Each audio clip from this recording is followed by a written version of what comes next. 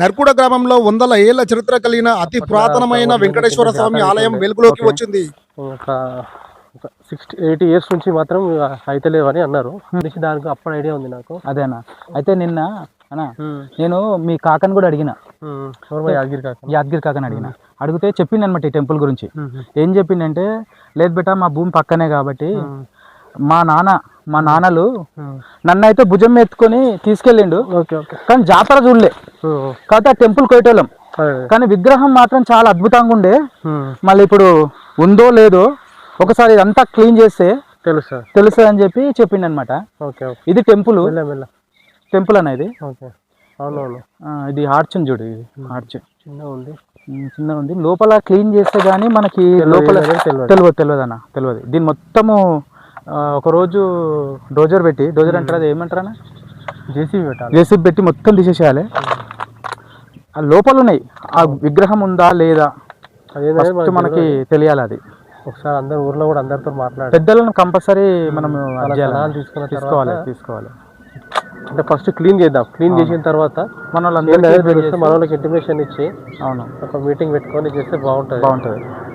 Last time ఇంతకుముందు 20 years కింద ఊర్లో శివాలయం కూడా అట్లే 100%. అవును, మీరు నరేందర్ చనిపోయిన నరేందర్ ఇద్దరం కలిసి స్టార్ట్ చేసినాం. ఇద్దరం తలా టమోటా వేసుకొని ఫస్ట్ స్టార్ట్ చేస్తాం.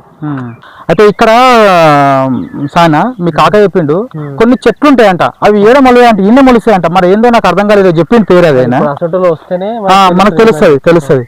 అది చెప్పిండు, అదే మామ ఇట్లా కొన్ని చెట్లు ఉంటాయి, అవి మాత్రమే అన్ని మొలుస్తాయి అన్నట్టు ఒక మాట చెప్పిండు. అట్లా రౌండ్ తిరుగుతూ వెనక గుడి భాగము తెలుస్తుంది మనకి, గుడి వెనక భాగము. అసలు మీరు చెప్పిన తర్వాతనే కదా ఇది తెలిసింది. అసలు ఇప్పుడున్న జనరేషన్ ఎవరు తెలియదు అన్న, మన జనరేషన్ కాదు, మన నాయనలకు కూడా తెలియదు ఇది. అదే కదా వచ్చిన అది. ఇప్పుడు మనం ఏంటంటే మన పూర్వీకులు ఏదైతే ఆపేసిండ్రో, ఎందుకు ఆగిందో ఏం కథ తెలియదు. ఇది ఇక్కడ నుంచి మనం చేస్తే మనకు బాగుంటాయి అన్న. మనము తిరుపతి వెళ్తున్నాము, చిలుకూరు వెళ్తున్నాము, ఇవన్నీ ఇక్కడ స్వామివారిని పెట్టుకొని మనము దగ్గర పెట్టుకొని ఇప్పుడు ఏంటంటే మెయిన్ ఏంటంటే మనము సీనియర్ సిటిజన్స్ ఎవరైతే ఉంటారో ఊర్లో డిస్కషన్ చేద్దాము. ఫస్ట్ ఇది క్లీన్ చేయాలి. ఇది గుడి ఏమంటారు, గుడి వెనక భాగం ఉన్నట్టుంది అనేది. కాకపోతే మనం రాళ్ళు లోపల ఉందా, డెప్త్ లోపల ఇంకా లోపల, అంటే ఇది వర్షాలు ఇవన్నీ పడి బాగా కుషించుకోపోయింది అన్న. ఇది ఒకసారి దీన్ని అజ్జేయాలన్నా. అయితే గుడి మాత్రం చిన్ననే ఉండేదంటనా. అంటే మనిషి పడతాడా నల్లకేని వస్తాడు, మనిషి లోపలికి వస్తాడు. అంటే గుడి కూడా అయితే ఉండే ఈ ఇసుకతో నాకు కూలిపోయింది. ఇది లోపల విగ్రహాలు ఏంటి ఏం కథ అనేది ఒకసారి మనము చేయాలన్నా, క్లీన్ చేసినాక. మీ కాక చెప్పిన ఆనవాళ్ళు ఉంటాయి అన్నాడు. అంటే గుడికి సంబంధించిన ఆనవాళ్ళు గుడి సరౌండ్ లో ఉంటాయని చెప్పిండు. అంటే నాకు తెలిసి ఇది కంపౌండ్ వల్ల ఏందనేది ఏదో ఉన్నట్టుంది, ఏదో ఉంది, ఇదేదో ఉంది మళ్ళీ ఇక్కడ ఏంటో ఉంది. అయితే మనము ఇదంతా క్లీన్ చేసిన దాకా బయట పడదానా. నాకు తెలిసి కొండ కూడా హైట్ తగ్గిపోయిందేమో అనుకుంటున్నా. ఓకే, ఒకసారి ఇది మొత్తం ఫస్ట్ క్లీన్ చేయాలి.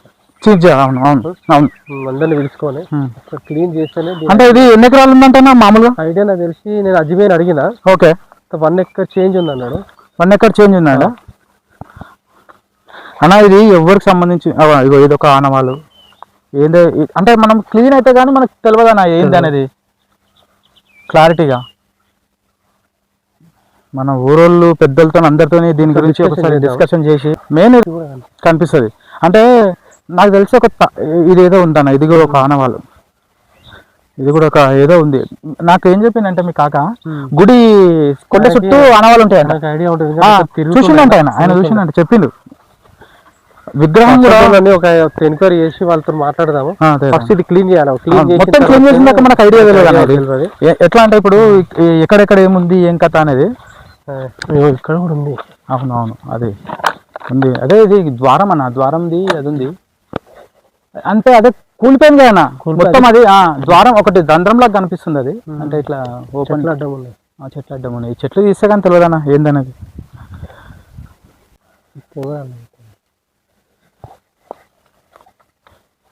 కట్టే ఉంటే జర లావు కట్టు ఉంటే జర ఏంది అనేది చూస్తుంటున్నాను. చెట్లని కొద్దిగా జరపచ్చు. అంజీ సినిమాలో ఆత్మలింగం ఉంటుంది. వాస్తవానికి మేము అప్పుడు ఊర్లో శివాలయం స్టార్ట్ చేసినప్పుడు పాడుపడిపోయింది అది. అవునవును. పాడుపడిపోయి యాక్చువల్ చిన్నగా చేద్దాం అనుకున్నాం దాన్ని. చిన్నగా దాన్ని రెనోవేషన్ చేద్దాం కానీ స్కూల్ పైన తర్వాత ఈ సాగసత్య అంకుల్ ఉండు కదా, ఆయన మాత్రం అట్లా కాదు దీన్ని మొత్తం పునరాలోచించాలి అని జిద్దు తీసుకొని ఆయన బాగా సపోర్ట్ చేసిండు. తర్వాత అప్పుడు సతీష్ అన్న సర్పంచ్ ఉండే, అప్పుడే సర్పంచ్ అయినాక ఆయన కూడా చెప్తే లేదా మంచిగా చేద్దామని చెప్పి డోనర్ అని మాట్లాడిండు. గోపాల్ అన్న కూడా, నీరట్ రాజు కూడా మంచి సపోర్ట్ చేసి రాజన్న కూడా